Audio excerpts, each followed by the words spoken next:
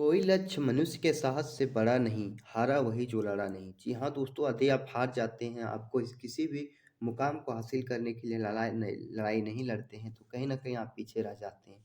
तो आपको जीतने के लिए वो हर संभव कोशिश करनी है जो आपसे नहीं हो रहे हैं। तो हारा वही है जो लड़ा नहीं। ये काफ़ी अच्छी मोटिवेशनल थॉट है और आपके ऊपर काफ़ी अच्छी तरीके से लागू होती है। तो चलिए आज मैं लेके आया हूँ पीएसएससी प्रैक्टिस सेट। ये है प्रैक्टिस सेट, इसमें कुल मैं 15 सेट करवाऊँगा। कितने? 15 सेट को करवाऊँगा और ये काफ़ी व्याख्या सहित आपको मैं बताने की कोशिश करूँगा। वीडियो कैसा लगा आप कमेंट में ज़रूर बताइएगा। तो चलिए और जानते हैं कि कैसे क्वेश्चन आपके प्रैक्टिस सेट में दिए गए हैं और आपको नई-नई जानकारियाँ आपको देता रहूँगा। तो चलिए पहला क्वेश्चन देखते हैं। 1907 के कांग्रेस में 1907 में कांग्रेस के नेतृत्व में कौन से सत्र में चरमपंथियों और नरमपंथियों का विभाजन किया गया? तो सूरत में किया गया था। सूरत विभाजन जो हुआ था 1907 में, और इसमें क्या हो गया था कि गरम दल और नरम दल दो अलग-अलग पार्ट में बँट गया था। फिर क्या होता है कि 1916 में फिर लखनऊ अधिवेशन होता है। 1916 में लखनऊ अधिवेशन होता है और इसमें क्या होता है कि इसकी अध्यक्षता किए थे अंबिका चरण मजूमदार, और गरम दल और गरमपंथी और चरमपंथी यानी गरम दल और नरम दल जो है सो पुनः एकजुट हो जाते हैं। गरम दल और नरम दल का मिलन होता है। ये क्वेश्चन पूछा जाता है कि चरमपंथी के रूप में कौन थे और नरमपंथी के रूप में कौन थे, यानी गरम दल के नेता कौन थे और नरम दल के नेता कौन थे। तो नरम दल के नेता थे दादा भाई नौरोजी। दादा भाई नौरोजी थे। और फिर यदि बोलेगा दादा भाई नौरोजी थे, रास बिहारी बोस थे, महात्मा गांधी, ये सब नरम दल के नेता थे। लेकिन जब बोले कि गरम दल के नेता कौन थे, तो लाल बहादुर शास्त्री हो गया, बाल गंगाधर तिलक, ये सब जो थे ये हमारे गरम दल के नेता थे। अब पूछ सकता है कि कांग्रेस का दूसरा विभाजन कब हुआ था? कांग्रेस का दूसरा विभाजन कब हुआ था? तो कांग्रेस का दूसरा विभाजन हुआ था सन 1918 में। कब हुआ था? 1918 में। अब देखिए कांग्रेस का स्थापना कभी कभी पूछा जाता है कि कांग्रेस का स्थापना कब हुआ था। तो कांग्रेस का स्थापना जो हुआ था 28 दिसंबर 1885 को किया गया। कब किया गया था? कांग्रेस का स्थापना जो हुआ था 28 दिसंबर 1885 को हुआ था। अब भारतीय राष्ट्रीय कांग्रेस के प्रथम अध्यक्ष कौन थे? भारतीय राष्ट्रीय कांग्रेस के प्रथम अध्यक्ष कौन थे? भारतीय राष्ट्रीय कांग्रेस के प्रथम अध्यक्ष कौन थे? तो डब्ल्यू.सी. बनर्जी। कौन थे? डब्ल्यू.सी. बनर्जी। देखिए दोस्तों, अभी मेरे पास संसाधन की काफ़ी कमी है, तो आप लोगों के सपोर्ट से यदि हमें और अच्छे संसाधनों के साथ ही इस वीडियो के साथ उतरने बोलते हैं, तो ज़रूर आपका प्यार हमसे बना रहेगा। तो चैनल को सब्सक्राइब कीजिएगा, ज़्यादा से ज़्यादा प्यार दीजिएगा। तो चलिए, तो डब्ल्यू.सी. बनर्जी थे, वो भारतीय राष्ट्रीय कांग्रेस के प्रथम अध्यक्ष थे। यदि बोले कि भारतीय राष्ट्रीय कांग्रेस के प्रथम भारतीय अध्यक्ष कौन थे, तो दादा भाई नौरोजी थे। कौन थे? दादा भाई नौरोजी। देखिए शॉर्ट फॉर्म में लिख रहे हैं क्योंकि मेरे पास लिखने की कोई इक्विपमेंट नहीं है। तो यदि चाहे हो सके तो ज़्यादा से ज़्यादा सपोर्ट कीजिएगा, लाइक कीजिएगा, ताकि हम भी कुछ अच्छे इक्विपमेंट ला के और आपके सामने अच्छे से अच्छे कंटेंट को दे सकें। यदि पूछे कि भारतीय राष्ट्रीय कांग्रेस के प्रथम अंग्रेज अध्यक्ष कौन थे, तो जॉर्ज यूले थे। कौन थे? जॉर्ज यूले जो थे, ये भारतीय राष्ट्रीय कांग्रेस के प्रथम अंग्रेज अध्यक्ष थे। तो ये सारी चीज़ें जो है काफ़ी इंपॉर्टेंट हो जाती है। फर्स्ट महिला अध्यक्ष भारतीय राष्ट्रीय कांग्रेस की पहली महिला अध्यक्ष कौन थी? तो एनी बेसेंट थी। कौन थी? एनी बेसेंट जो थी पहली महिला अध्यक्ष थी। और यदि पूछा जाए कि पहली महिला भारतीय भारतीय अध्यक्ष कौन थी? पहली महिला भारतीय अध्यक्ष बोलेगा तो सरोजिनी नायडू। कौन थी? कौन थे? सरोजिनी नायडू। पहली भारतीय महिला सरोजिनी नायडू थी। और ये भी पूछा जा सकता है कि किस अधिवेशन में कांग्रेस के किस अधिवेशन में वंदे मातरम गाया गया था? तो 1896 के कोलकाता अधिवेशन में। 1896 के कोलकाता अधिवेशन में वंदे मातरम गाया गया था। किस राष्ट्रीय कांग्रेस के आगे क्वेश्चन पूछा जा सकता है, किस भारतीय राष्ट्रीय कांग्रेस के प्रथम मुस्लिम अध्यक्ष कौन थे? तो बदरुद्दीन तैयब जी। भारतीय राष्ट्रीय कांग्रेस के प्रथम मुस्लिम अध्यक्ष कौन थे? बदरुद्दीन तैयब जी।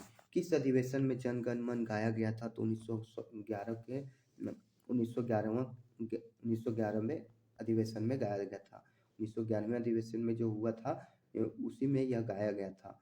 अगला पूछ सकता है कि महात्मा गांधी जो है सो किस अधिवेशन में भाग लिए थे? महात्मा गांधी किस अधिवेशन में भाग लिए गए थे? तो 1924 के बेलगांव अधिवेशन में भाग लिए थे। कौन थे? 1924 के बेलगांव अधिवेशन में भाग लिए थे। आगे क्वेश्चन पूछा जा सकता है कि 1915 के लाहौर अधिवेशन में पूर्ण स्वराज की मांग किसने की थी? तो 1915 के लाहौर अधिवेशन में पूर्ण स्वराज की मांग किसने की थी? पंडित जवाहरलाल नेहरू यानी पंडित जवाहरलाल नेहरू। पूर्ण स्वराज की मांग यदि पूछे कि कौन किए थे, तो लाहौर अधिवेशन 1915 के लाहौर अधिवेशन में पंडित जवाहरलाल नेहरू किए थे। दूसरा क्वेश्चन पूछा जा सकता है कि 1913 के कराची अधिवेशन में सरदार वल्लभ भाई पटेल ने मौलिक अधिकार की मांग की थी। ये भी क्वेश्चन पूछा जा सकता है कि मौलिक अधिकार की मांग किस अधिवेशन में किया गया था? तो कराची अधिवेशन में। और यह किसने किए थे? तो सरदार वल्लभ भाई पटेल किए थे। और इसी अधिवेशन में, और क्या था, इसी अधिवेशन में महात्मा गांधी को काले झंडे दिखाए गए थे। ये इंपॉर्टेंट क्वेश्चन है। तो महात्मा गांधी को काले झंडे 1931 के कराची अधिवेशन में दिखाए गए थे। अगला है, सुभाष चंद्र बोस पहली बार राष्ट्रीय कांग्रेस के अध्यक्ष कब बने थे? तो 1938 के हरिपुरा अधिवेशन में बने थे। 1938 के हरिपुरा अधिवेशन में जो थे सुभाष चंद्र बोस राष्ट्रीय कांग्रेस के अध्यक्ष बने थे। भारतीय राष्ट्रीय के अध्यक्ष पद पर सबसे लंबे समय तक भारतीय राष्ट्रीय कांग्रेस के अध्यक्ष पद पर सबसे लंबे समय तक कौन थे? तो कौन थे? और जो सबसे युवा अध्यक्ष भी थे, तो अबुल कलाम आज़ाद। ये पहले शिक्षा मंत्री के रूप में थे, और ये थे हमारे अबुल कलाम आज़ाद। तो ये थे हमारे पहला क्वेश्चन के इतने सारे डिस्कशन मैंने आपको कर दिया। देखिए दोस्तों, चैनल पर नए होंगे चैनल को सब्सक्राइब कीजिएगा। अब देखते हैं दूसरा क्वेश्चन क्या कह रहा है। भारतीय संविधान के किस अनुच्छेद के तहत राष्ट्रपति मृत्यु दंड को क्षमा कर सकते हैं? तो अनुच्छेद 25, अनुच्छेद 78, अनुच्छेद 75 या अनुच्छेद 72। तो अनुच्छेद 72 के तहत क्या कर सकता है? तो अनुच्छेद 72 के तहत जो है राष्ट्रपति क्षमादान करने की शक्ति प्रदान होती है। अब देखिए, एक आता है आर्टिकल 74। आर्टिकल 74 क्या कहता है कि प्रधानमंत्री का पद का सृजन आर्टिकल 74 के तहत किया गया। ये भी आपके लिए मोस्ट इम्पोर्टेंट है। अब देखिए, ये आया आर्टिकल 75। आर्टिकल 75 ये कहता है कि प्रधानमंत्री का जो नियुक्ति होता है वो राष्ट्रपति करेगा। आर्टिकल 75 क्या कहता है कि जो पीएम का नियुक्ति करेगा वो कौन करेगा? राष्ट्रपति करेगा। और अनुच्छेद 52, आर्टिकल 52 में क्या है? तो राष्ट्रपति है। आर्टिकल 52 में क्या है? राष्ट्रपति है। आर्टिकल 52 में क्या है? राष्ट्रपति है। आर्टिकल 63 है उपराष्ट्रपति। आर्टिकल 63 क्या है? उपराष्ट्रपति। आर्टिकल 63 उपराष्ट्रपति। तो ये सारे क्वेश्चन आपके लिए इंपॉर्टेंट हो जाते हैं। आर्टिकल 72 क्षमादान की शक्ति जो राष्ट्रपति में निहित होती है। 75 है प्रधानमंत्री का पद। क्या है? प्रधानमंत्री का पद। और 74 है प्रधानमंत्री का पद। 75 है प्रधानमंत्री का नियुक्ति जो है राष्ट्रपति करेगा। और राष्ट्रपति का पद जो है आर्टिकल 52 में है। कितने? आर्टिकल 52 में। और उपराष्ट्रपति यदि बोलेगा तो 63 में है। तो चलिए आगे देखते हैं क्वेश्चन नंबर 3 क्या कह रहा है। किस राज्य या केंद्रशासित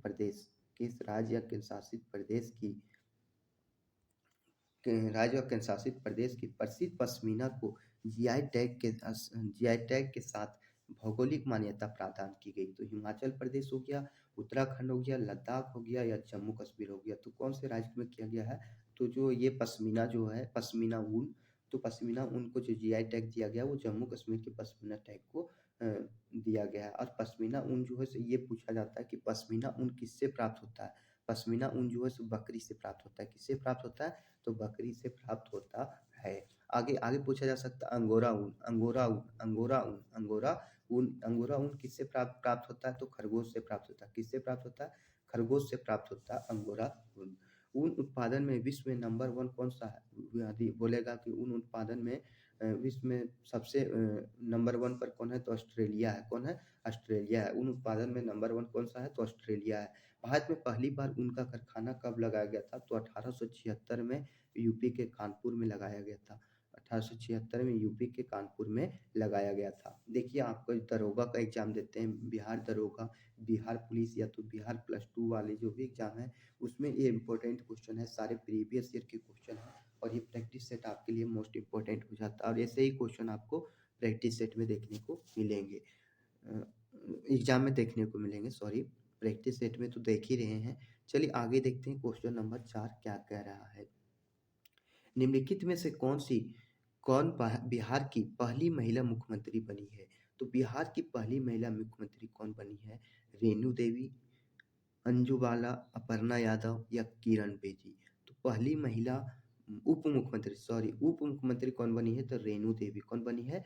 रेणु देवी बिहार की प्रथम महिला मुख्यमंत्री बनी है। और यदि बोलेगा कि भारत की पहली महिला राज्यपाल कौन थी?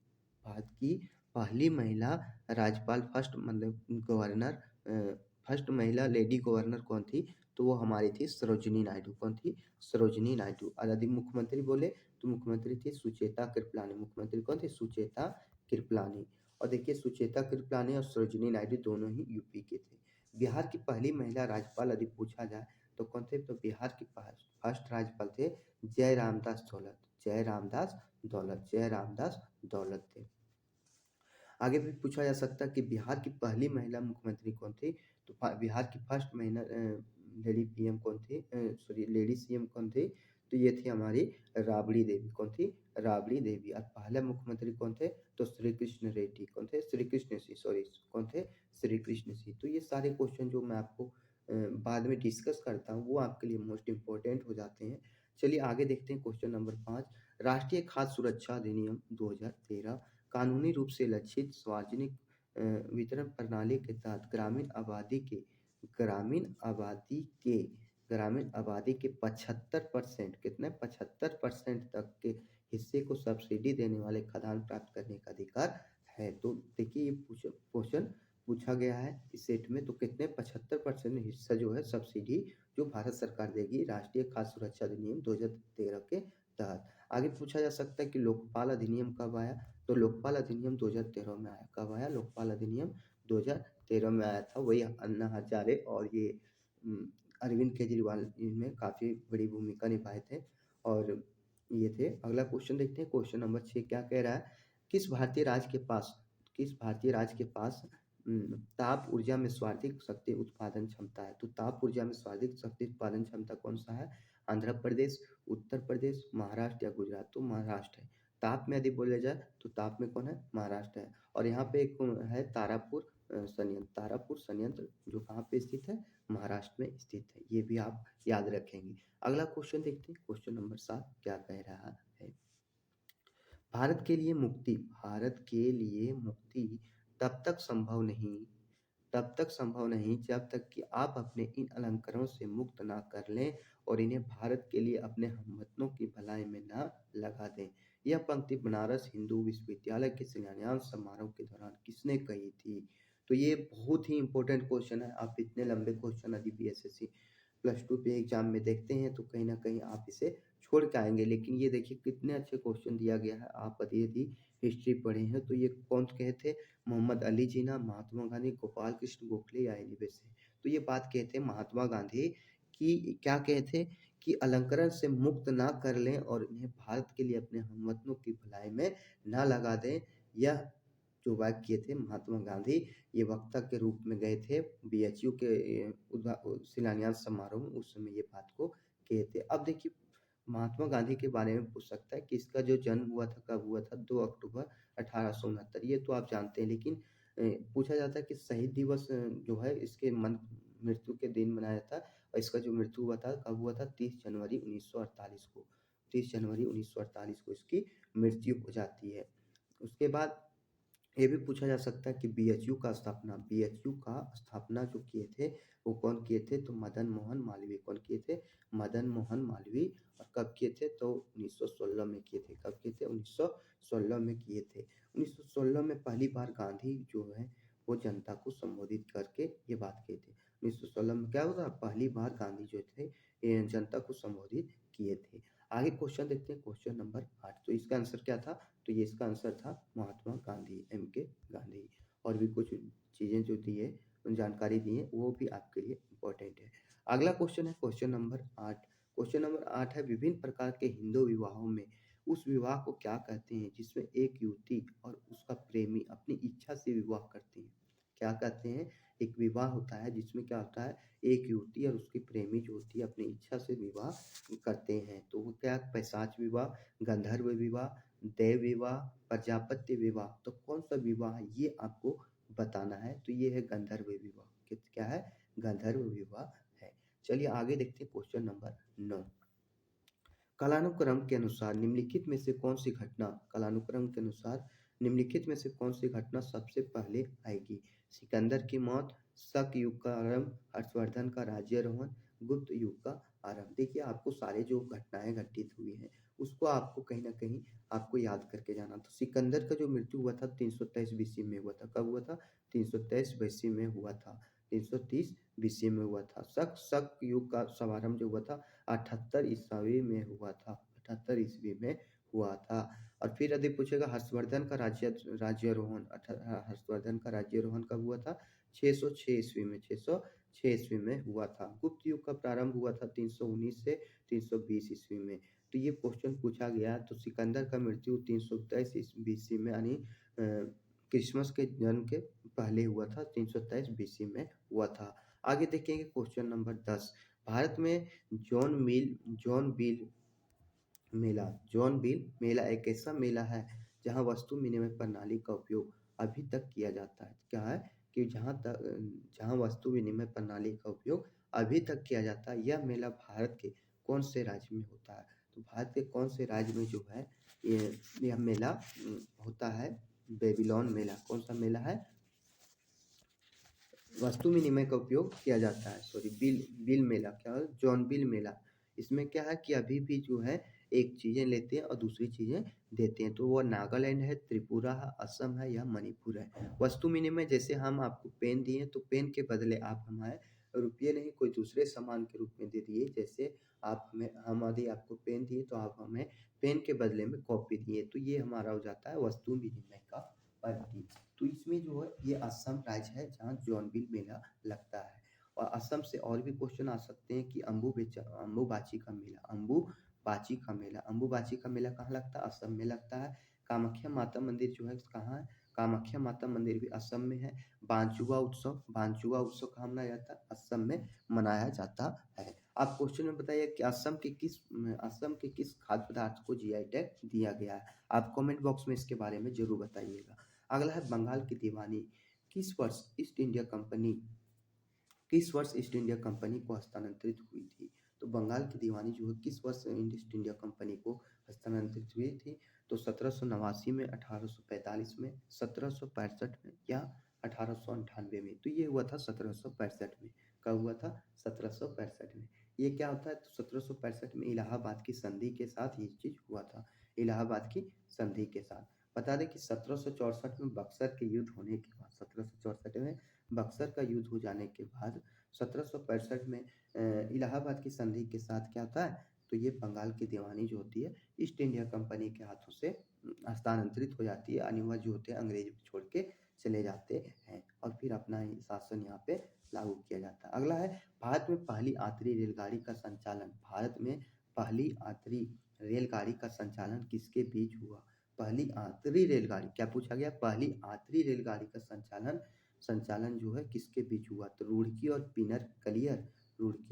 पिनर क्लियर और भी है बहुत सारे। हावड़ा और हुगली, रोयापुरम और वलाज रोड या बम्बई और ठाणे। तो पहले जो यात्री ट्रेन चलाया गया था वो बम्बई से ठाणे के बीच चलाया गया था। और इसकी दूरी जो थी कितनी किलोमीटर थी? 34 किलोमीटर थी। और इसका जो कब चलाया गया था? तो 16 अप्रैल 1853 को चलाया गया था। कब चलाया गया था? 16 अप्रैल 1853 को। और जो चलाए थे कौन थे? लॉर्ड डलहौजी। कौन चलाए थे? लॉर्ड डलहौजी चलाए थे। और ये कहाँ से कहाँ तक था? मुंबई से थाने तक। और उस समय शासक कौन थे? तो उस समय जो शासक थे वो कौन थे ये आपको बताना है। तो ये उस समय जो शासक थे वो लॉर्ड डलहौजी थे। कौन थे? लॉर्ड डलहौजी जो थे उस समय वहाँ के शासक थे। अगला पूछा जा सकता है कि पहली विद्युत ट्रेन कब चली थी? तो पहली विद्युत ट्रेन जो है 1925 में चलाई गई थी। कब चलाई गई थी? 1925 में चलाई गई थी। और रेलवे विभाग की स्थापना भी पूछा जाता है कि रेलवे विभाग की स्थापना किसके बीच हुई थी? तो रेलवे विभाग की स्थापना लॉर्ड कर्जन के समय में, सॉरी, किसके शासनकाल में हुई थी? तो रेलवे विभाग की स्थापना लॉर्ड कर्जन के समय में हुई थी। और अध्यक्षता बुलेगा आयोग की अध्यक्षता में किया गया था। तो ये सारे इंपॉर्टेंट क्वेश्चन थे। एक बार मैं फिर देश से डिस्कस कर देता हूँ। पहली जो यात्री ट्रेन थी वह 16 अप्रैल 1853 को चलाई गई थी। उसकी जो दूरी थी 34 किलोमीटर थी। लॉर्ड डलहौजी के शासनकाल में चलाया गया था। मुंबई से ठाणे के बीच चलाया गया था जिसकी दूरी 34 किलोमीटर थी। और यदि पूछा जाए कि पहली विद्युत ट्रेन कौन सी थी, कब चलाई गई थी? तो 1925 में चलाई गई थी। 1925 में चलाई गई थी। और रेलवे विभाग की स्थापना किसके समय में हुआ था? तो लॉर्ड कर्जन के समय में हुआ था, रॉबर्टसन आयोग की अध्यक्षता में। चलिए आगे देखते हैं क्वेश्चन नंबर 13 क्या कह रहा है। बाल गंगाधर तिलक को वैलेंटाइन सिरोल द्वारा खाली जगह के रूप में वर्णित किया गया था। तो बाल गंगाधर तिलक को किसके द्वारा किया गया था? तो शांति प्रिय व्यक्ति के रूप में, भारतीय अशांति के जनक के रूप में, या फिर क्रांतिकारी विचारों के जनक के रूप में, या भारत का वयोवृद्ध के रूप में। तो किसके रूप में किया गया था? तो ये किया गया था भारत के अशांति के जनक के रूप में। भारत के अशांति के जनक के रूप में बाल गंगाधर तिलक को वैलेंटाइन शिरोल द्वारा भारतीय अशांति का जनक के रूप में वर्णित किया गया था। वैलेंटाइन चिरल को क्या कहा गया था? भारतीय अशांति का जनक। वो पूछा जाता है कि पूछा गया है कि भारतीय अशांति के जनक कौन थे? तो ये हमारे थे वैलेंटाइन चिरोल। अब पूछा जाएगा भारत का वयोवृद्ध। भारत का वयोवृद्ध किसे कहते हैं? तो दादा भाई नौरोजी। दादा भाई नौरोजी को हम क्या भारत का वयोवृद्ध कहते हैं। बाल गंगाधर तिलक जो है, बाल गंगाधर तिलक जो ये क्या है? गणेश उत्सव, मुंबई का जो आज गणेश उत्सव मनाया जाता है ना, तो ये मुंबई के गणेश उत्सव का शुभारंभ 1893 में किए थे। मुंबई का गणेश उत्सव का आयोजन जो है बाल गंगाधर तिलक जो 1893 में किए थे। और यदि पूछा जाए कि शिवाजी उत्सव का भी ये जो है, शिवाजी उत्सव का आयोजन 1895 में हुआ था। कब हुआ था? 1895 में। केसरी मराठा नामक पत्रिका, केसरी और मराठा नामक पत्रिका जो है, ये अपने मांडले जेल में रहते हुए पत्रिका जो है बाल गंगाधर तिलक का है, केसरी और मराठा। तो केसरी जो कौन सा लैंग्वेज में है, ये भी बता सकता है केसरी क्या है और मराठा क्या है। तो केसरी और मराठी, मराठी जो है इंग्लिश में थी, केसरी मराठी जो पत्रिका थी वो इंग्लिश में थी, और जो केसरी जो पत्रिका थी, केसरी जो थी यह डेली थी, डेली छपने वाले न्यूज़पेपर थे। अगला क्वेश्चन है, नेक्स्ट क्वेश्चन, क्वेश्चन नंबर 14 देखते हैं। द इनसाइडर नामक पुस्तक के लेखक निम्नलिखित में से कौन है? द इनसाइडर नामक पुस्तक के लेखक कौन है? तो के Natwar Singh, Oscar Fernandez, Manmohan Singh, PV Narasimha Rao. तो इसके कौन है? तो ये है पीवी नरसिम्हा राव। कौन है? पीवी नरसिम्हा राव इसके लेखक हैं। आगे क्वेश्चन देखते हैं, क्वेश्चन नंबर 15 क्या कर रहा है। अंतर्राष्ट्रीय गरीबी उन्मूलन दिवस 2023 का विषय क्या है? अंतर्राष्ट्रीय गरीबी उन्मूलन दिवस 2023 का विषय क्या है? तो इसका विषय क्या है ये आपको बताना है। तो इसका विषय है सभ्य कार्य और सामाजिक सुरक्षा सभी के लिए व्यवहार में गरिमा लाना। सभ्य कार्य और सामाजिक सुरक्षा सभी के व्यवहार में, सभी के लिए व्यवहार में गरिमा लाना, जिससे क्या गरीबी का उन्मूलन हो सके। अगला देखते हैं क्वेश्चन नंबर 16 क्या कहता है। और ये सॉरी, ये एक और क्वेश्चन पूछा जा सकता है कि अंतर्राष्ट्रीय गरीबी उन्मूलन दिवस कब से मनाया जाने लगा? तो 17 अक्टूबर। कब? 17 अक्टूबर 1987 से।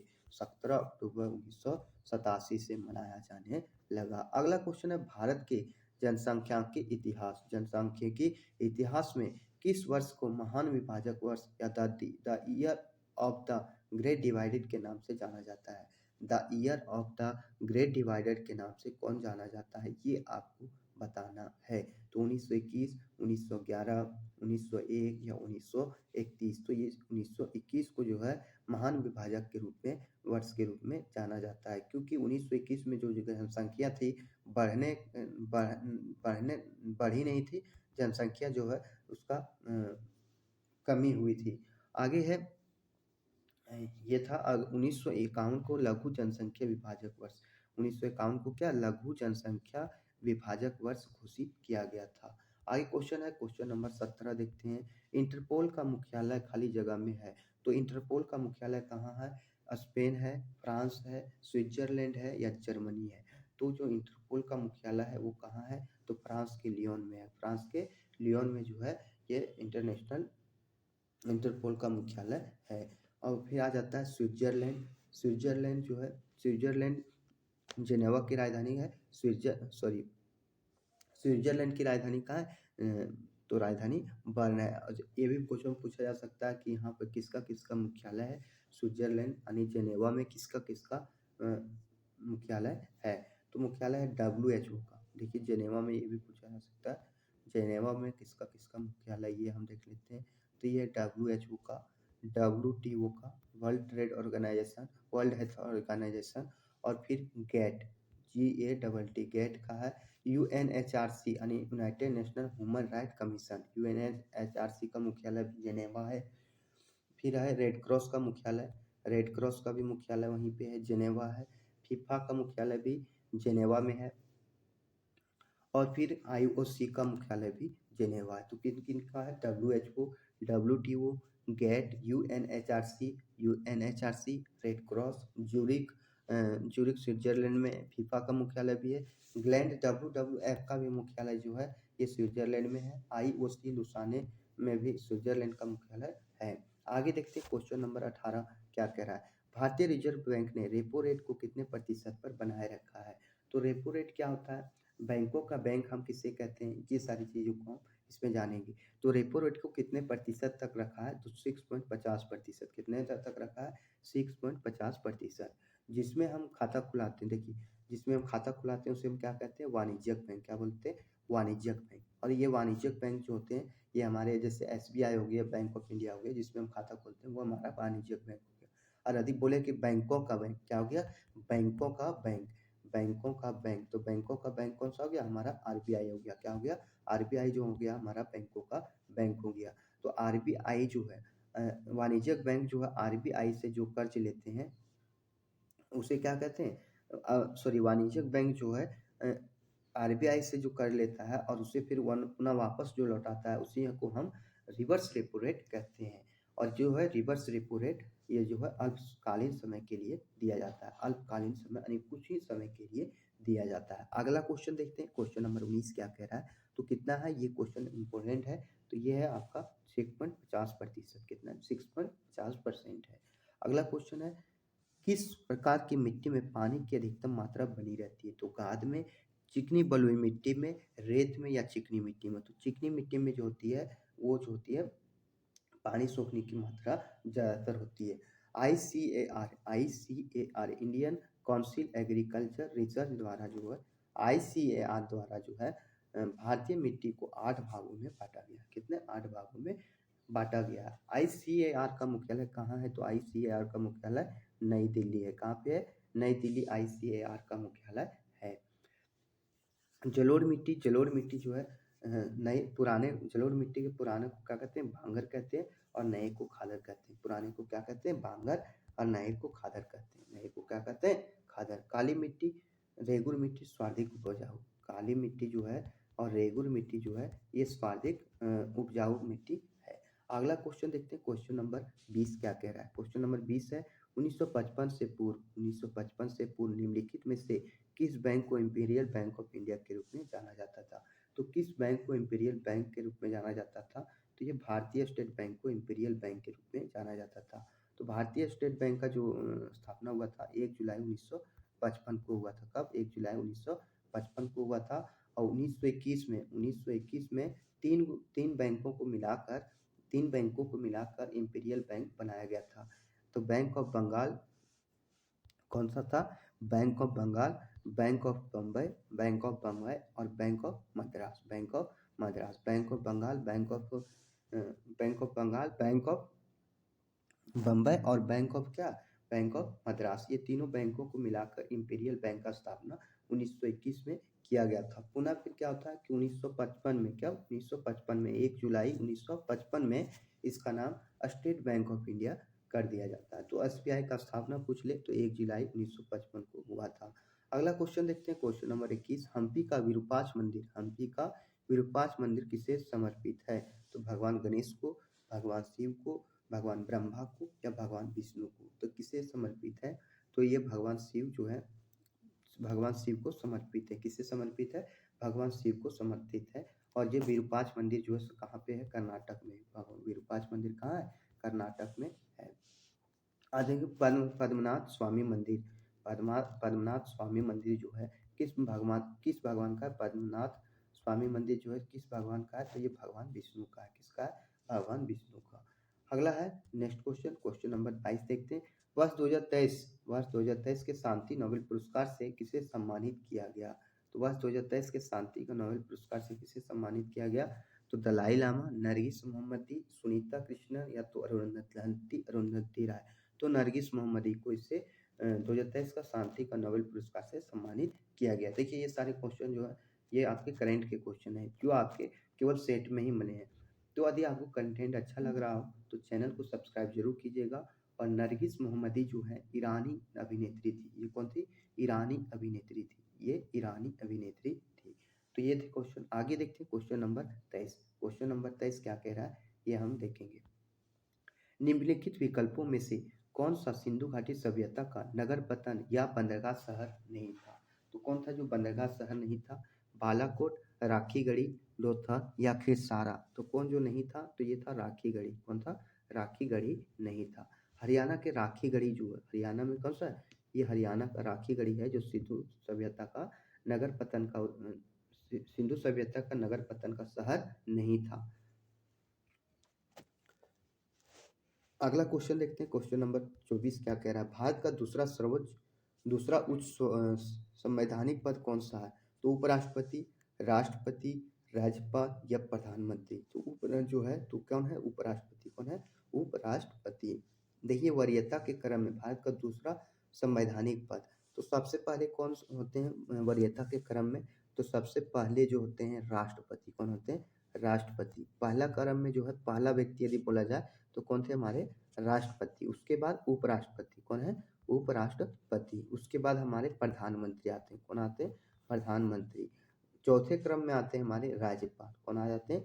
राज्यपाल। पांचवें क्रम में पूर्व राष्ट्रपति। देखिए पूर्व राष्ट्रपति यदि राष्ट्रपति यदि बन जाए तो उसकी जो है शक्ति वो काफी दिनों तक रहती है।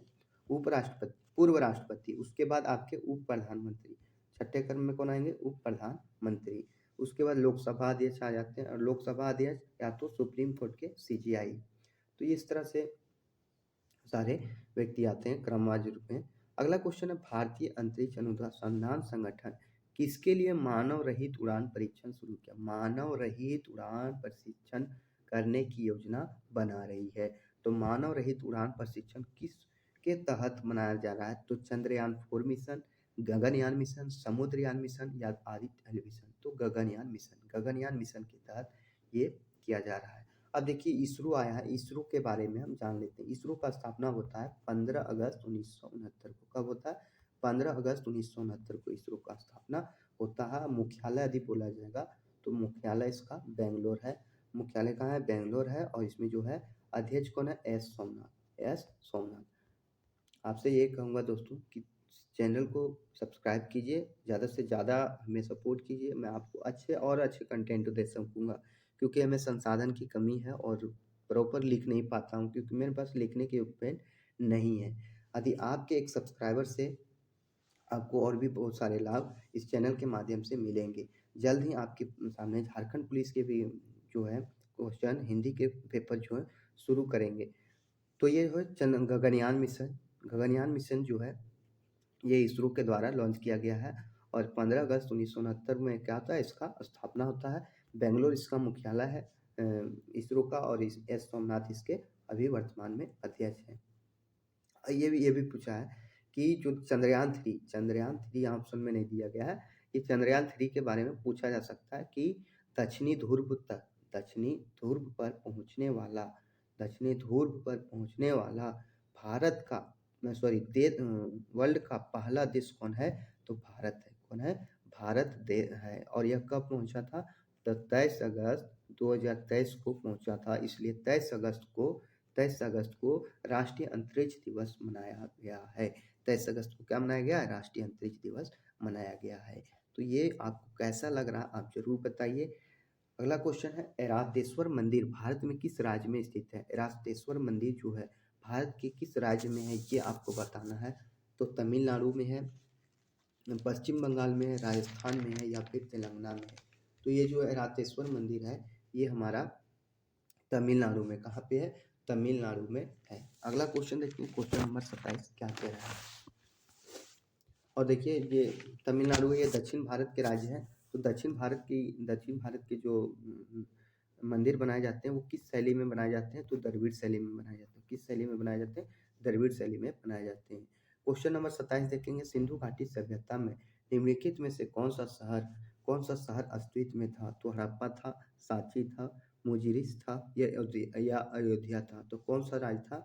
तो ये था हमारा हड़प्पा। अब हड़प्पा का जो खोज हुआ था, कब हुआ था? तो 1921 में दयाराम साहनी के द्वारा हुआ था। कब हुआ था? दयाराम साहनी के द्वारा 1921 में इसका खोज हुआ था। अगला क्वेश्चन है क्वेश्चन नंबर 28। भारत में कौन सी नदी में रिवर डॉल्फिन पाई जाती है? भारत की कौन सी नदी में रिवर डॉल्फिन पाई जाती है? तो घाघरा में, गोदावरी में, लूनी में या कृष्णा में? तो ये घाघरा नदी में पाई जाती है। कहाँ पाई जाती है? घाघरा नदी में पाई जाती है। आगे है क्वेश्चन नंबर 29 देखते हैं। मानव जनसंख्या का वह अध्ययन जिसमें जिसमें उनके आकार, संरचना और स्थान क्षेत्र में वितरण और प्रक्रिया जिसके माध्यम से आबादी में परिवर्तन होता है को कहा जाता है। तो मानव जनसंख्या का जो है उसे क्या कहा जाता है? तो निर्वंश विज्ञान यानी एथनोग्राफी कहा जाता है। निर्वंश विज्ञान या तो एथनोग्राफी कहा जाता है। इसका जो स्थापना हुआ था, सॉरी, जनसंख्या दिवस को कब मनाते हैं? तो 11 जुलाई को मनाते हैं। और जनसंख्या जो है वो किसके अंतर्गत आता है? तो जनसंख्या जो है इस समवर्ती सूची के अंतर्गत आता है। समवर्ती सूची के अंतर्गत आता है और जनगणना संघ सूची के अंतर्गत आता है। जनगणना किसके अंतर्गत आता है? संघ सूची के अंतर्गत आता है। सारे क्वेश्चन आपके लिए इंपॉर्टेंट है। चलिए अगला क्वेश्चन है क्वेश्चन नंबर 30 देखते हैं। निम्नलिखित में से कौन सा लोकनृत्य संबंधित राज्य का युग्म गलत ढंग से सुमिलित है? गीता पंजाब सही है। गीता पंजाब ये सही है। वांचो अरुणाचल प्रदेश ये भी सही है। घूमर घूमर घूमर गलत है। और नोंगक्रेंग हिमालय मेघालय ये सही है। घूमर जो कहाँ का है? घूमर जो है राजस्थान का नृत्य है। घूमर जो कहाँ?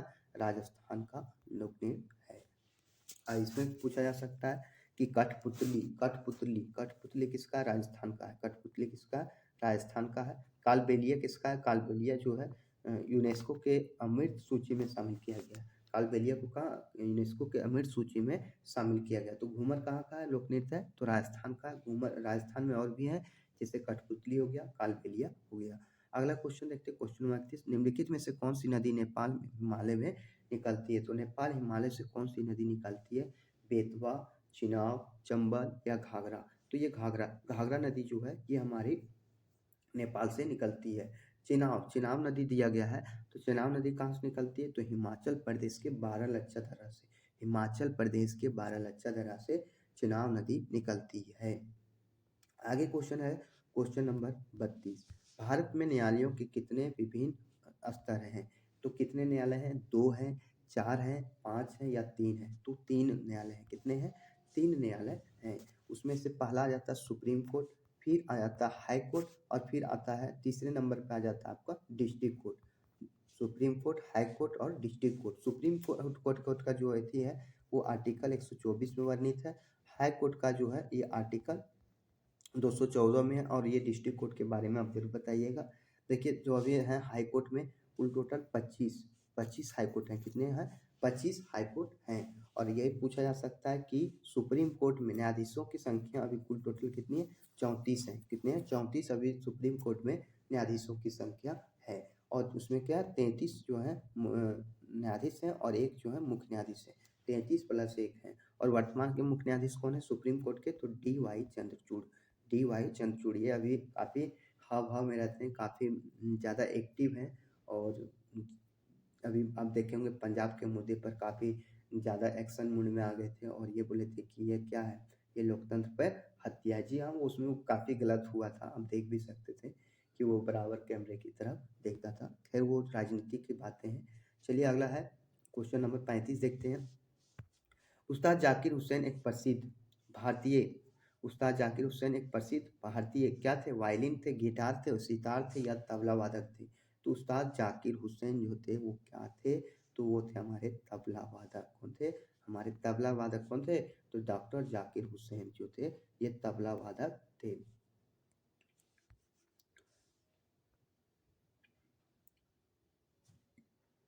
अब देखिए तबला वादक में और कौन कौन से लोग आ जाते हैं, कौन कौन से व्यक्ति जो है तबला वादक से संबंधित हैं। जैसे अल्लाह रखा खान जो है, अल्लाह रखा खान ये तबला वादक हैं। लतीफ़ खान, अल्लाह रखा खान, लतीफ़ खान, गुदई महाराज कौन है? गुदई महाराज, किशन महाराज ये हमारे कौन है?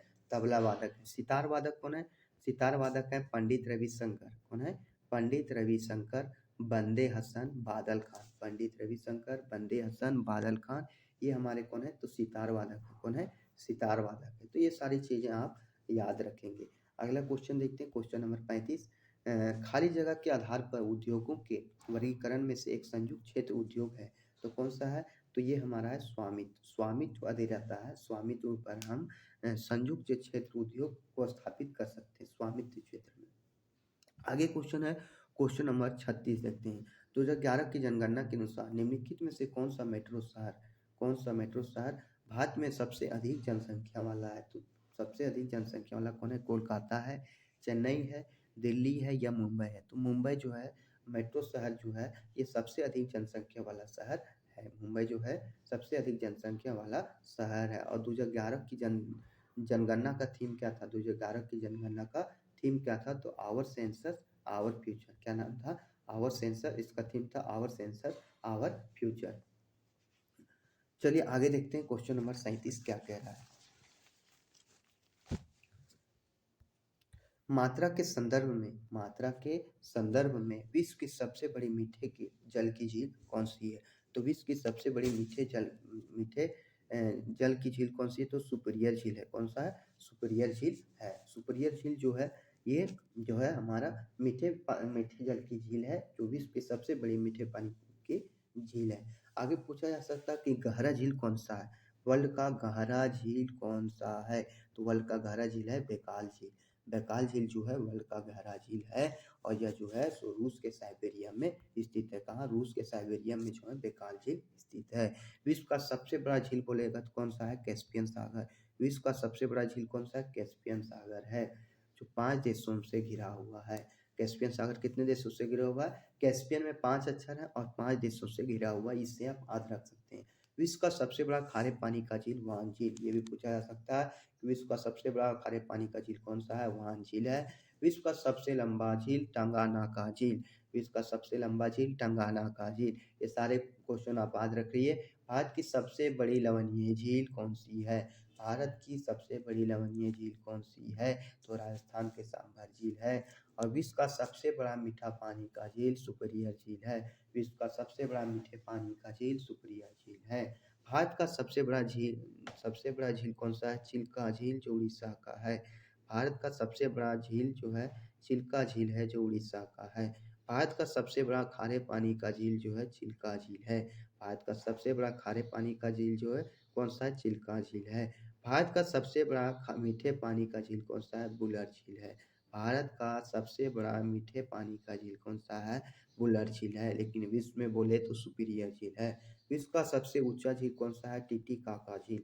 विश्व का सबसे ऊंचा झील यदि पूछे तो कौन सा है, टीटीकाका झील है। तो झील से सारे क्वेश्चन हम करवा दिए, आप जरूर धीरे धीरे बैक करके दे सकते हैं। देखिए दोस्तों, हम बराबर बोल रहे हैं कि आप हमें सपोर्ट जरूर कीजिए। चैनल पर नए हैं, चैनल को सब्सक्राइब जरूर कीजिए, क्योंकि कंटेंट जो है आपको फुल अच्छी तरीके से दे रहे हैं और कहीं ना कहीं इस कंटेंट में जान है। अगला, टीपू सुल्तान की मृत्यु किस वर्ष अपनी राजधानी सेरिंगपट्टनम की रक्षा करते हुए हुई थी, तो सेरिंगपट्टनम की रक्षा करते हुए किस वर्ष जो हो टीपू सुल्तान को मृत्यु हो गया था, ये आपको बताना है। 1799 में, 1802 में, 1792 में या 1794 में, तो 1799 में हो गया था। 1799 में इसका युद्ध हो गया था। ये है आंगल मैसूर युद्ध। तो मद्रास की जो संधि हुई थी ये किस में हुई थी, किस आंगल मैसूर युद्ध में हुई थी, तो पहला आंगल मैसूर युद्ध में जो हुआ था ये हुआ था हमारा मद्रास संधि।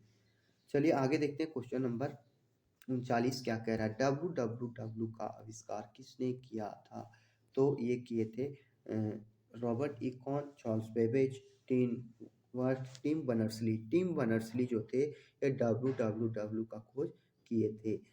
कंप्यूटर का खोज कौन किए थे, चार्ल्स बेबेज। कंप्यूटर का खोज कौन किए थे, तो ये चार्ल्स बेबेज किए थे। कंप्यूटर की खोज कौन किए थे, चार्ल्स बेबेज किए थे। अगला क्वेश्चन है, क्वेश्चन नंबर 40 देखते हैं। क्वेश्चन नंबर 40 है, अजीत कुमार डोभाल 5वें और भारत के प्रधानमंत्री के वर्तमान राष्ट्रीय सुरक्षा सलाहकार हैं। राष्ट्रीय सुरक्षा सलाहकार हैं। अगला क्वेश्चन देखते हैं, क्वेश्चन नंबर 41 क्या कह रहा है।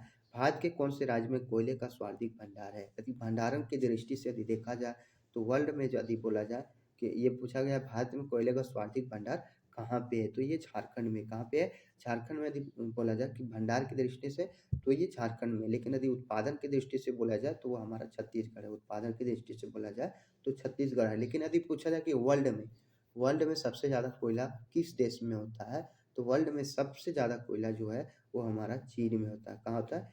चीन में होता है।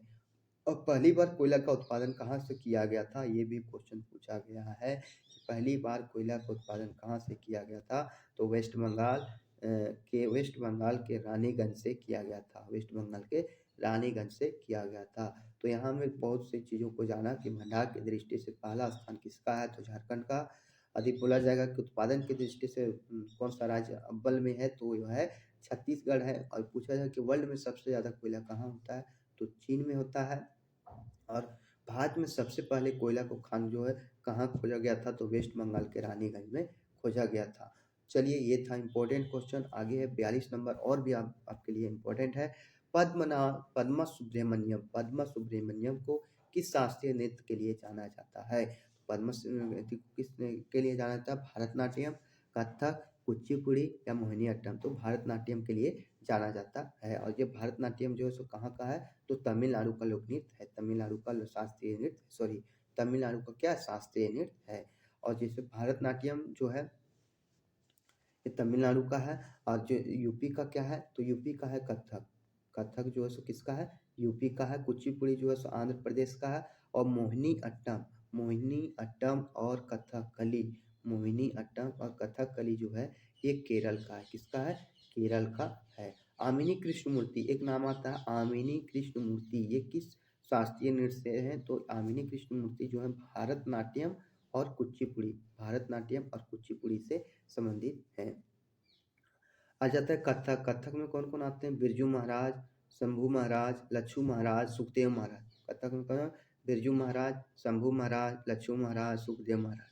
कुचिपुड़ी में आ जाता है अमिनी कृष्णमूर्ति, राधा रेड्डी, राजा रेड्डी। रेड्डी जितना आ जाएगा आपका कुचिपुड़ी में आ जाएगा, इससे आप याद रखिएगा। मोहिनी अट्टम में आ जाएगा सारे हीरोइन, हेमा मालिनी, श्री देवी, रागिनी देवी, ये सब कितने आ जाते, किसमें आ जाता है? मोहिनी अट्टम, जो केरल का नृत्य है। अगला क्वेश्चन देखते हैं, क्वेश्चन नंबर 43 क्या कह रहा है। क्वेश्चन नंबर 43 है, एनफील्ड राइफल्स लाने के लिए कौन से उत्तरदायी हैं जिनमें चर्बे वाले कारतूसों का उपयोग होता था? जिनमें क्या होता था? चर्बी वाले कारतूसों का उपयोग होता था। तो 1857 का विद्रोह का तत्कालीन कारण बना था। तो लाने के लिए कौन उत्तरदायी है, कौन लाया था ये आपको बताना है। तो हेनरी हॉर्डिंग थे, जो क्या करते थे, चर्बी वाले कारतूसों का उपयोग सबसे पहले किए थे। और इसी के द्वारा इस कारतूसों को लाया गया था। तब क्या होते हैं कि मंगल पांडे बौखला जाते हैं और कहते हैं कि ये हमारे धर्म के साथ खिलवाड़ हो रहा है।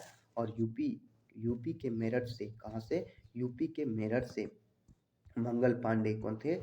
मंगल पांडे, वो क्या करते हैं, 29 मार्च 1857 को बैरकपुर छावनी से विद्रोह कर देते हैं।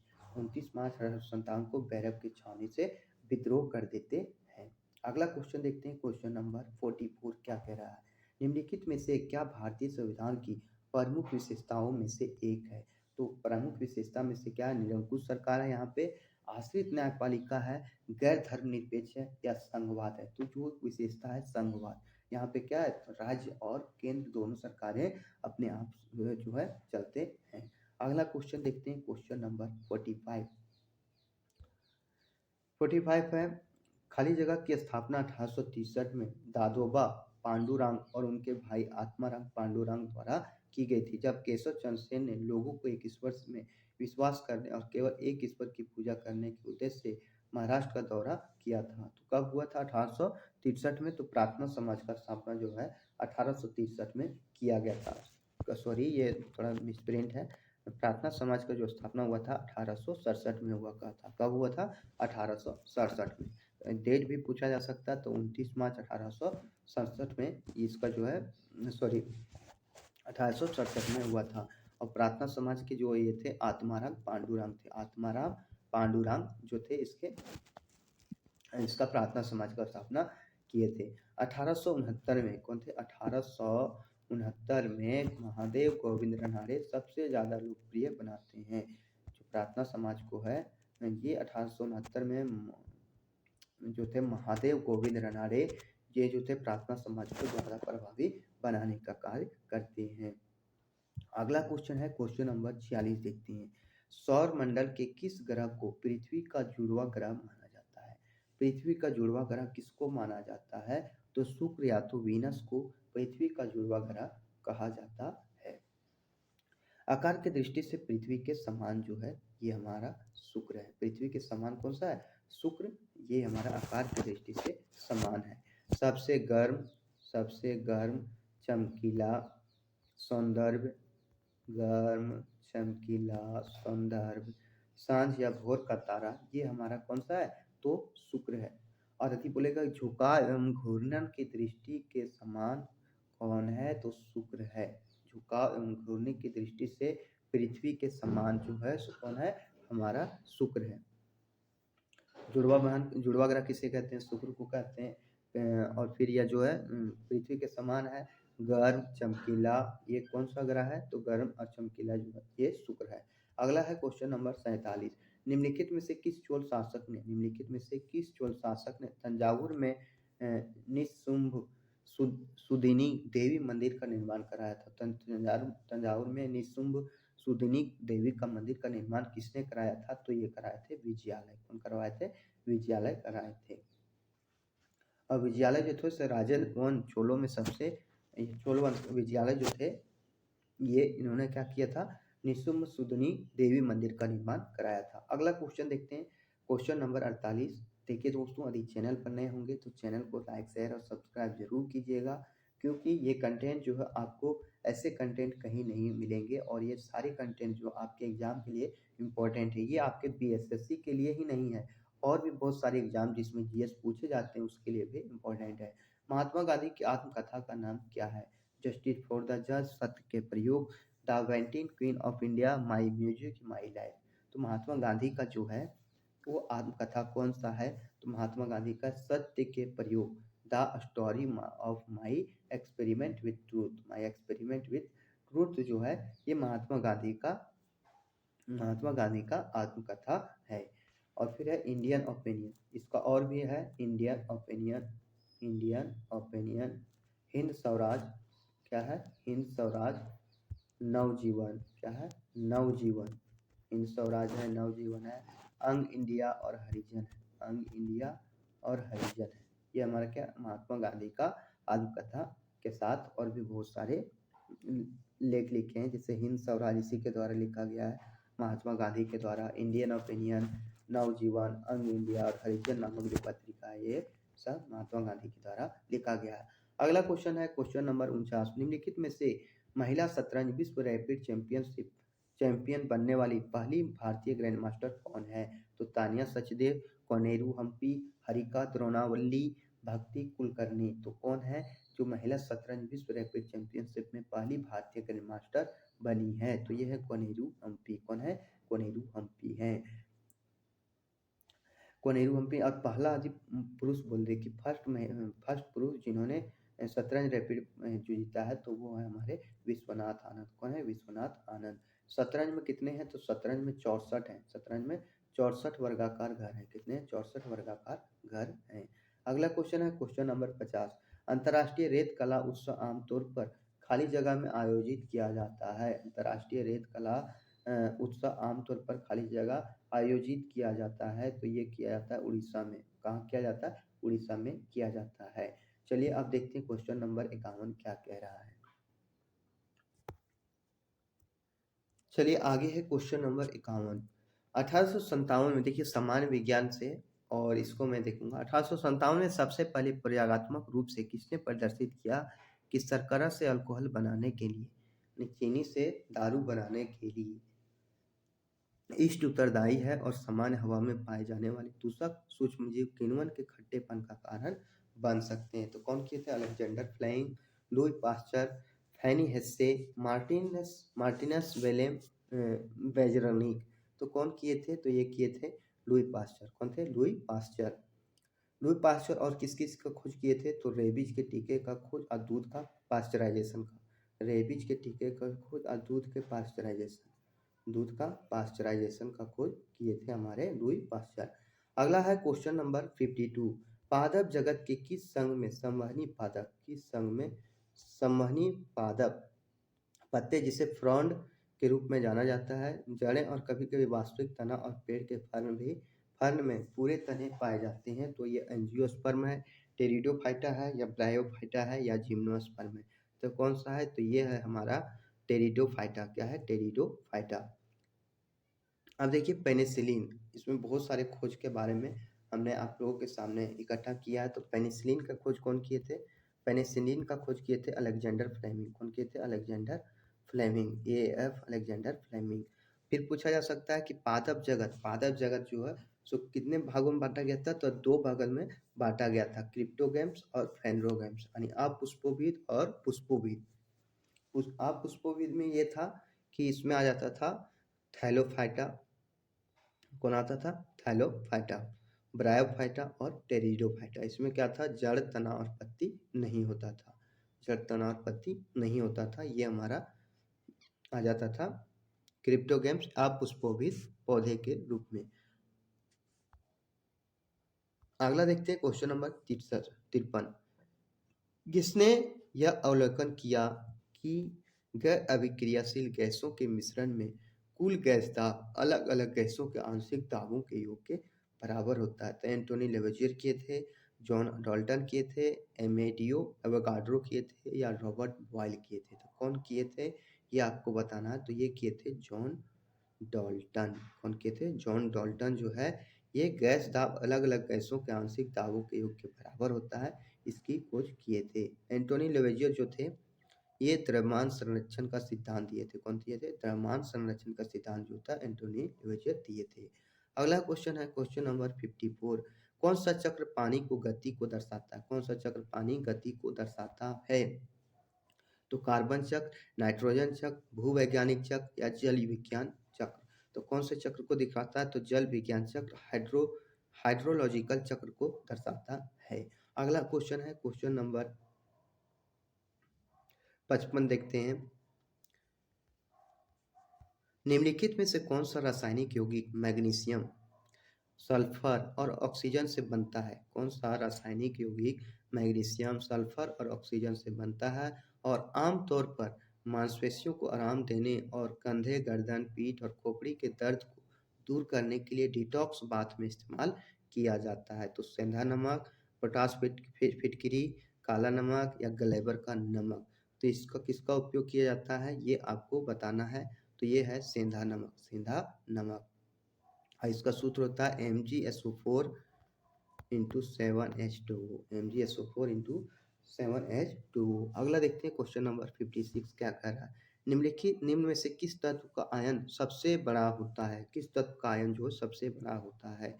सिलिकॉन, मैग्नीशियम, सोडियम या अल्युमिनियम? तो किसका जो है ये बड़ा होता है? तो सोडियम का जो है आयन जो है सबसे बड़ा होता है। और आकार में जो है बाएं से दाएं जाते हैं तो आकार में कमी होता जाता है। कितना आकार में कमी होता है, लेकिन वही जब नीचे से ऊपर आते हैं, ऊपर से नीचे आते हैं तो आकार में वृद्धि होता है। आकार में क्या होता है? वृद्धि होता है। अगला क्वेश्चन देखते हैं क्वेश्चन नंबर 57। CO2 के 10 मोल्स का द्रव्यमान कितना होता है? CO2 के 10 मोल का द्रव्यमान कितना होता है? तो CO2, तो सी कार्बन का कितना? 12 प्लस O2 का कितना हो जाएगा? 16 गुने 2 बराबर 32। 12 प्लस 32 कितना हो जाएगा? 44। 44 इसका द्रव्यमान हो जाएगा। मोल्स का द्रव्यमान कितना होगा? 44 हो जाएगा। अगला क्वेश्चन है क्वेश्चन नंबर 58 है। सार्वभौमिक गुरुत्वीय नियतांक जी का मान की खोज किया था? तो हेनरी कैवेंडिश किए थे। कौन किए थे? बड़ा जी का मान जो खोज किए थे हेनरी कैवेंडिश। अब देखिए बड़ा जी में ये पूछता है कि बड़ा जी का मान कितना होता है? तो 6.67 गुने 10 के पावर -11 न्यूटन मीटर स्क्वायर पर केजी स्क्वायर इसका मान होता है। एक पूछा जाता है छोटा जी का मान कितना आता है? तो 9.8 मीटर पर सेकेंड स्क्वायर। कितना होता है? 9.8 मीटर पर सेकेंड स्क्वायर। अगला देखते हैं क्वेश्चन नंबर 59 क्या आता है। किस मिश्र धातु की एक धातु यदि मरकरी है तो वह धातु कहलाती है? तो यदि मरकरी वह धातु कहलाती है पीतल, अमलगम, शोल्डर या कासा? तो अमलगम कहलाती क्या कहलाती? अमलगम कहलाती है। आगे देखते हैं क्वेश्चन नंबर 60 क्या कह रहा है।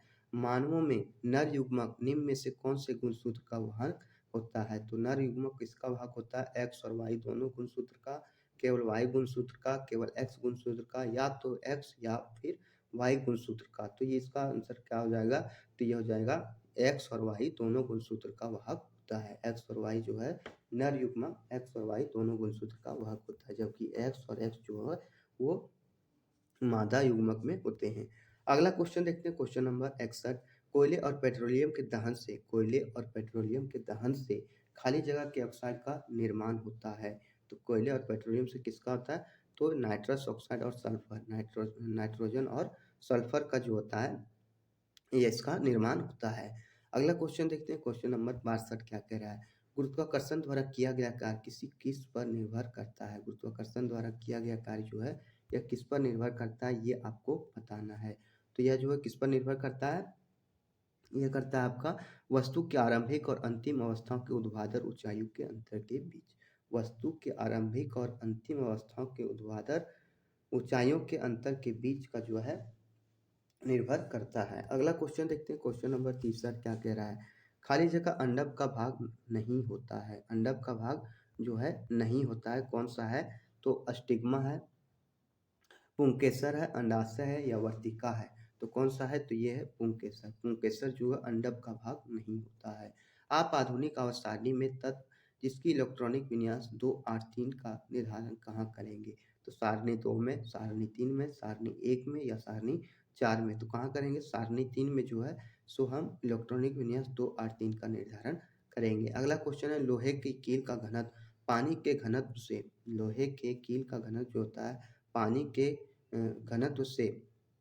घनत्व से अधिक होता है। क्या होता है? पानी के घनत्व से अधिक होता है। सोडियम को, अगला क्वेश्चन है सोडियम को खाली जगह में संग्रहित किया जाता है। तो ठंडे पानी में, गर्म पानी में या मिट्टी के तेल में? तो मिट्टी के तेल में संग्रहित किया जाता है। सोडियम को मिट्टी के तेल में संग्रहित किया जाता है। शक्ति का ऐसा यूनिट क्या होता है? तो शक्ति का ऐसा यूनिट जल होता है, वाट होता है, कूलम होता है या एम्पियर होता है? तो शक्ति का ऐसा यूनिट वाट होता है। और ये भी पूछा जा सकता है कि एक हॉर्स पावर बराबर क्या होता है? तो एक एचपी बराबर कितना था? 746 वाट। कितना वाट होता है? 746 वाट। अगला देखते हैं क्वेश्चन नंबर 68 क्या कह रहा है। एक गोलाकार दर्पण जिसकी वक्रता त्रिज्या r है और फोकस दूरी कितनी होगी? वक्रता त्रिज्या r है और फोकस दूरी क्या हो जाएगी? तो f बराबर क्या होता है? r/2। f बराबर r/2। तो r बराबर 2f। तो इसमें आंसर क्या हो जाएगा? 68 का नंबर आ जाएगा। तो ये है CR/2। क्या आता है? F बराबर फोकस दूरी R/2 हो जाएगा। अगला है क्वेश्चन नंबर 69 क्या कह रहा है। देखिए न्यूमेरिकल है। 11 वोल्ट के विभवांतर, 11 वोल्ट के विभवांतर वाले दो बिंदुओं के बीच चार चार्ज कूलाम के चार्ज को प्रवाहित करने में कितना काम किया जाता है? यानी वोल्ट जो है कितना दे दिया? 11 वोल्ट दे दिया गया है और इसका जो क्यू दे दिया कितना है? 4 कूलाम दे दिया गया है।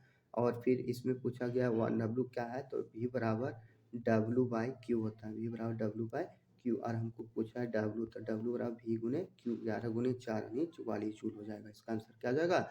44 जूल हो जाएगा। अगला देखते हैं क्वेश्चन नंबर 70 क्या कह रहा है। क्वेश्चन नंबर 70 है पौधे का वह हिस्सा जो प्रकाश से दूर चला जाता है कहलाता है। तो प्रकाश से जो दूर चला जाता है वो क्या कहलाता है, ये आपको बताना है। तो सकारात्मक प्रकाश अनुवर्तन, ऋणात्मक अनुवर्तन, सकारात्मक अनुवर्तन या ऋणात्मक प्रकाश अनुवर्तन। तो ये क्या कहलाता है, ये आपको बताना है। तो ऋणात्मक प्रकाश अनुवर्तन कहलाता है। क्या कहलाता है? ऋणात्मक प्रकाश अनुवर्तन कहलाता है। अगला क्वेश्चन है 25 डिग्री शिफ्ट पर विभिन्न माध्यमों में ध्वनि की गति के रूप में निम्नलिखित में से कौन सा कथन सत्य है? तो कौन सा कथन सत्य है? स्टील में ध्वनि की गति 1960 सेंटीमीटर पर सेकेंड होता है। निकल में ध्वनि की गति 6240 मीटर पर सेकेंड होता है। तो केवल बी सही है, केवल ए सही है। ए और बी दोनों सही है, ना तो ये और ना ही बी सही है। तो इसका आंसर क्या हो जाएगा? ना तो ये और ना ही बी सही है, क्योंकि इसको जो है ध्वनि की सेंटीमीटर में हम या तो हम नहीं मापते हैं। चलिए अगला देखते हैं क्वेश्चन नंबर 72 क्या है। समय के साथ किसी वस्तु का वेग दिखाने वाले ग्राफ को क्या कहा जाता है? समय के साथ किसी वस्तु के वेग दिखाने वाले ग्राफ को क्या कहते हैं? तो ये कहा जाता है